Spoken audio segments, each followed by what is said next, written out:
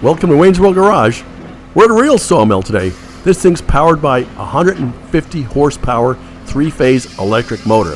It's got a 56-inch saw on it, and it's fast. Check out the log turner. Man, this thing turns logs like they don't even exist.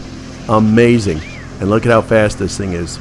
But it's a commercial operations located in Crownsville, Maryland. These are our buddies Garman Lumber, and they've been in business probably for 2 million years or something like that. Take care. Thanks so much for watching.